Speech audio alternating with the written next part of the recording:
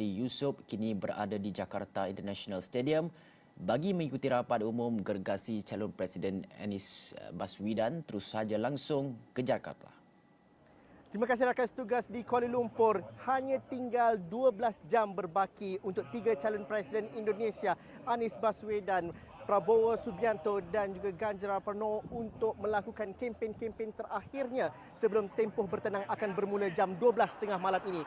Saya kini berada di Jakarta International Stadium, sebuah stadium baru yang dibina di luar kota Jakarta, di utara Jakarta lebih tepatnya, dan di sini berlangsungnya perhimpunan atau dikatakan kumpul akhbar ataupun kempen terakhir bagi calon Presiden Indonesia yang pertama, iaitu Anies Baswedan. Di dalam kapasitinya sekitar 80,000, tetapi yang ada membanjiri dan juga berhimpit-himpit untuk masuk melebihi 100,000.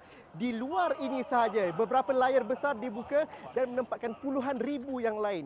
Dan kalau tidak keterlaluan dikatakan dianggarkan hampir 1,5 juta rakyat Indonesia berada di kumpul akhbar yang terakhir ini. Dan ini sudah pasti adalah salah satu daripada kehangatan dan juga kempen terakhir yang berada di Indonesia ataupun di Jakarta secara khususnya.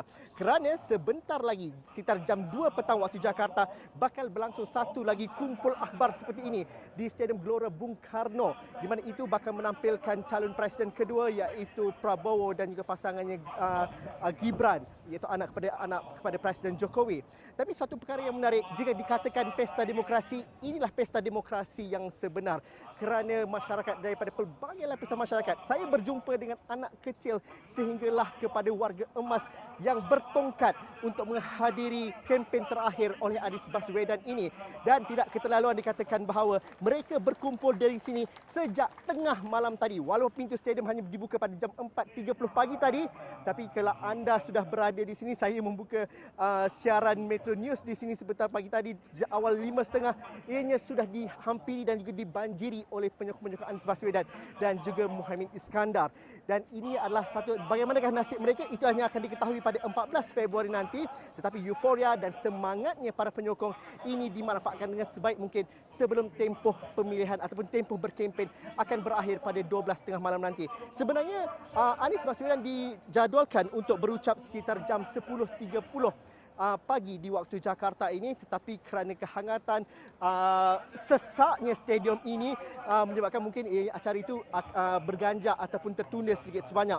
Selain daripada ucapan-ucapan oleh parti-parti gabungan yang bersama dalam Indonesia Maju, gabungan Indonesia Maju antara Muhaimin dan juga Anies Baswedan ini turut dianjurkan juga dengan pesta demokrasi ini ialah persembahan artis dan juga ceramah-ceramah oleh parti-parti ataupun pemimpin-pemimpin politik yang lain, termasuk juga pemimpin-pemimpin politik yang bergerak kiai ataupun Pak Habib dan sebagainya. Dan itulah kekuatan gabungan ini.